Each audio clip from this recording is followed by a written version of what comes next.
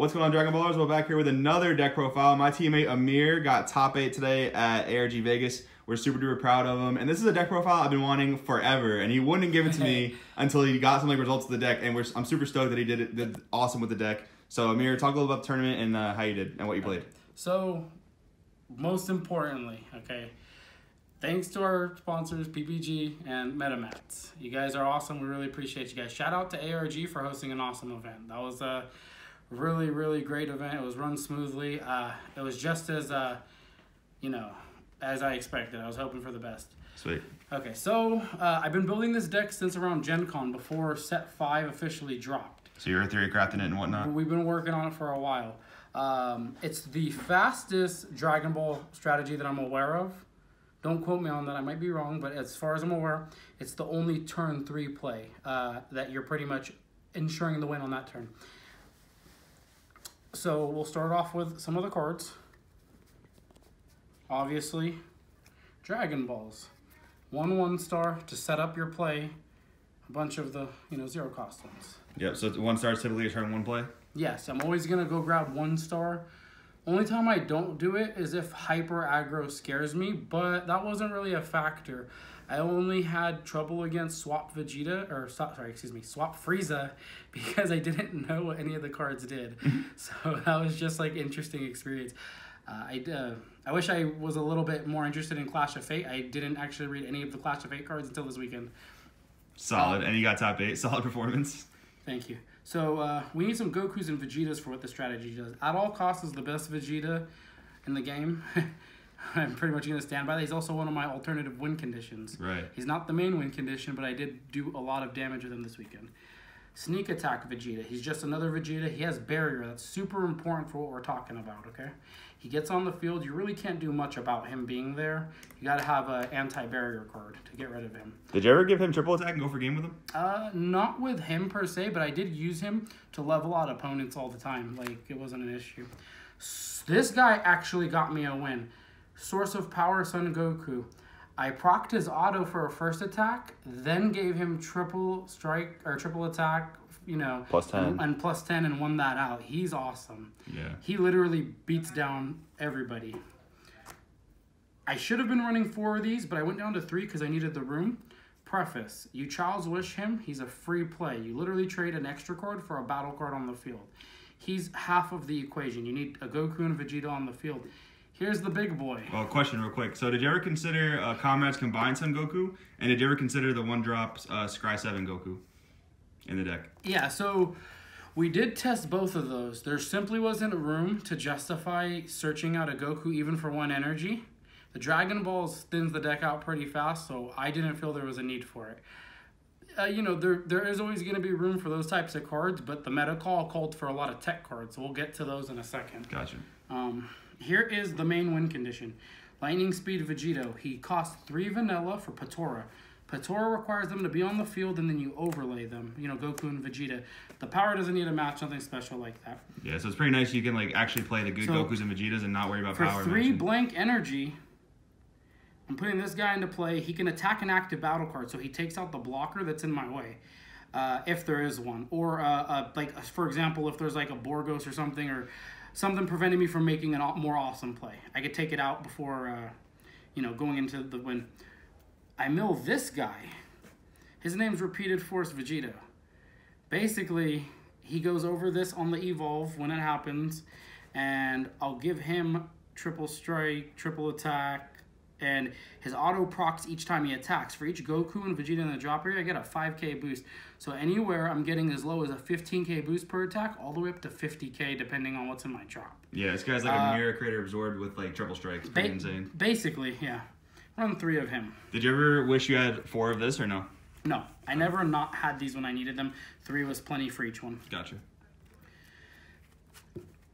I ran 3 Child's Wish. Those are the only wish cards I ran. I did side World Peace. We'll get to that in a second. I'll explain why that was important as well. Those are to get Goku Preface in for free.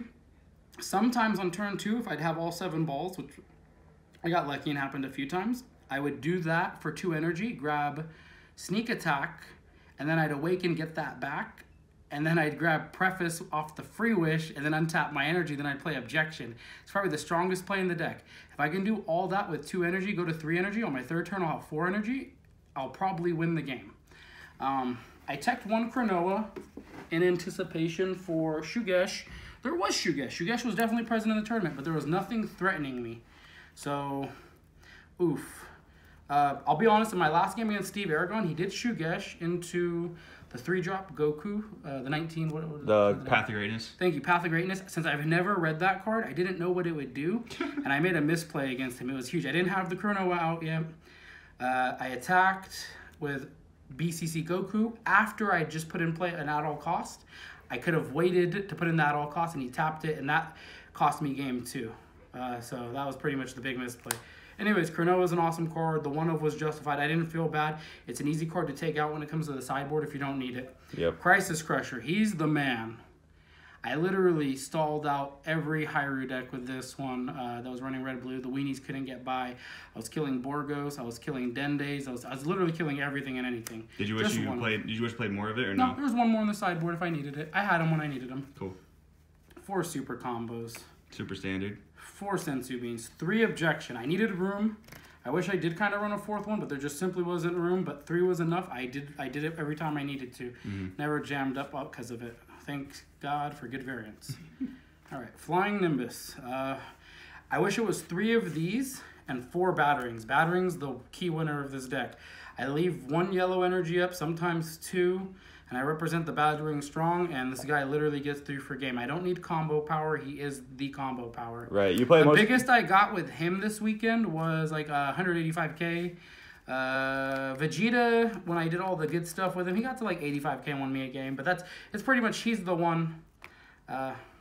That's pretty much the main board. You're always telling me like when you play this deck, you're always at a super low hand, but it doesn't really matter because he just has all the combo power inherently. I don't need hand. I just need Battering and a yellow. Before we get to side deck, can you go through like a typical curve of the decks? Is this like a brand new deck people really haven't ever seen? Can you just go like through like the typical curve? If you don't hit the nuts, but if you hit like a good hand, you know what I mean? Sure.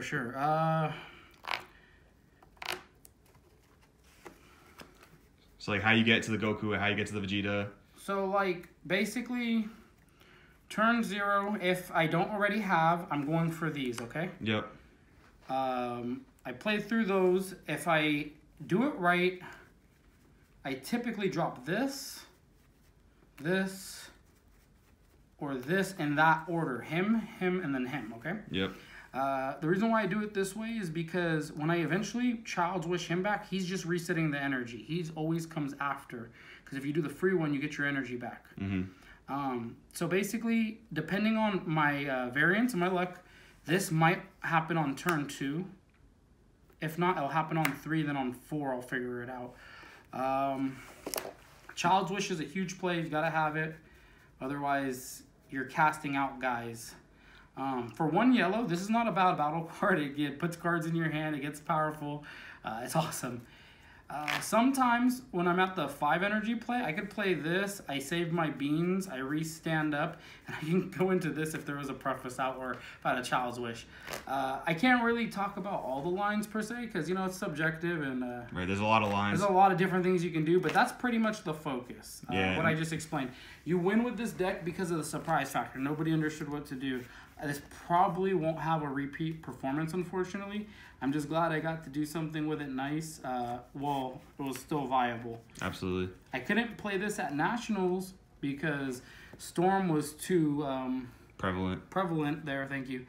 And at the end of the day, I had to make a call and not show it to anybody. However, I did end up showing it to Yoshido Moteki, my favorite band I rep. Shout outs to Yoshido. I love your bit emoji picture. Your hair is awesome. I played him. He played somebody else's Android deck. It was like red-green, and he used World Tournament. It was like crazy. Had the Hercule 18. And he seen this, and he was like happy that it was basically a cool deck, and he wanted to see it get better. So I'm hoping that he sees this, and he appreciates what I had done. And I look forward to more cards and sets that come out. I love decks like these.